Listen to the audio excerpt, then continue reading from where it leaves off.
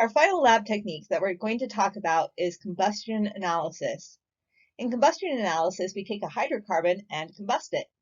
That means we're reacting it with oxygen to make CO2 and water. Those products, the CO2 and the water, can be trapped in filters and weighed.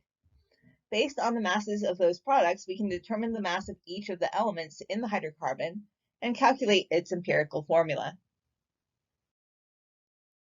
Our general scheme is that we have a hydrocarbon with some number of carbons, some number of hydrogens, and some number of oxygens, reacting with oxygen to make CO2 and water.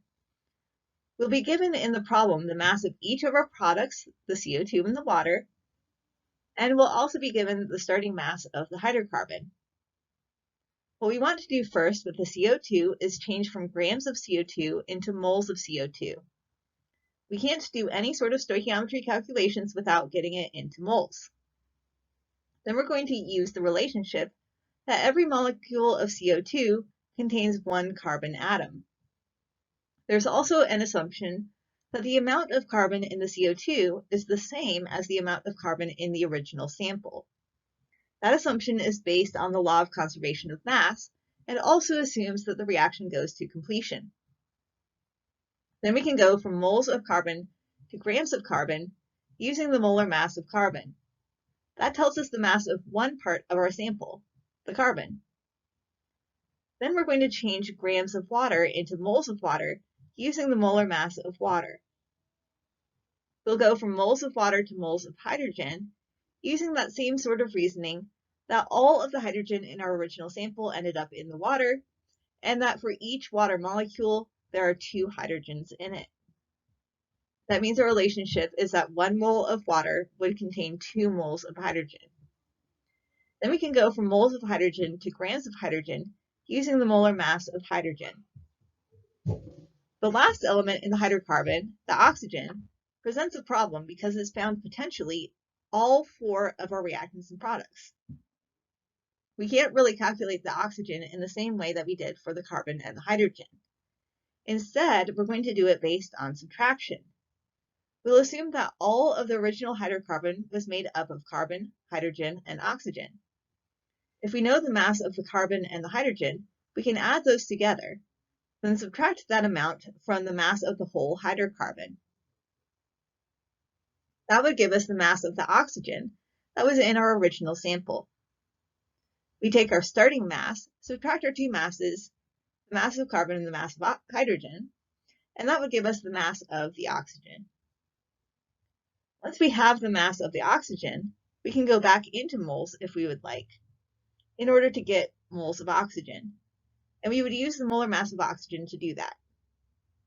At that point, we would have calculated moles of CH and O, as well as grams of CH and O.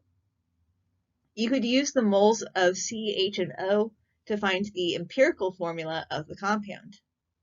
Alternatively, you could use grams of CH and O to find percent composition of a particular element within the compound. Here's an example of a combustion analysis. We started with 0.00126 gram sample of polyethylene. We're told that we got out 0.00394 grams of CO2 and 0.00161 grams of water. We're trying to solve for the empirical formula.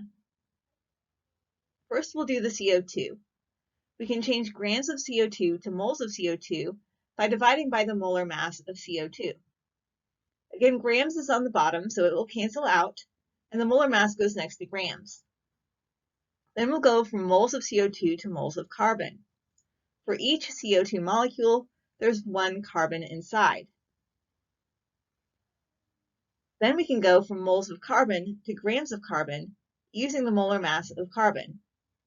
This time we're multiplying by 12.011 since grams is on the top.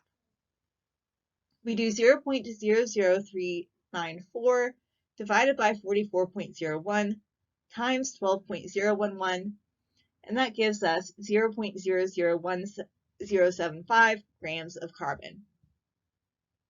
We can do the same type of calculation with water to find the grams of hydrogen.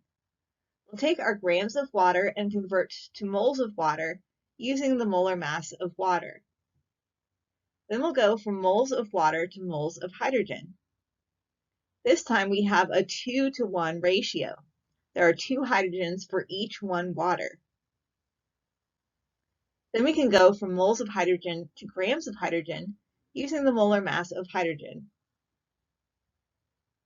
Now for our, we do 0.00161 divided by 18.02 times 2 times 1.008 and come out with 0.0001801 grams of hydrogen. Now for our oxygen, we have to do our subtraction. We take our starting amount of 0.00126, subtract the combined amounts of the carbon and the hydrogen, and that would give us essentially 0 grams of oxygen. That tells us that the polyethylene is made only up of carbon and hydrogen.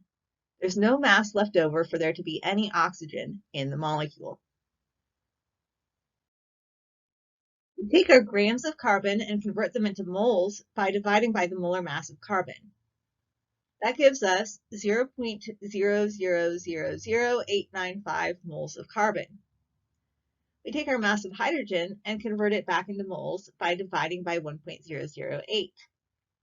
So we come out with 0.000179 moles of hydrogen. That gives us our preliminary empirical formula.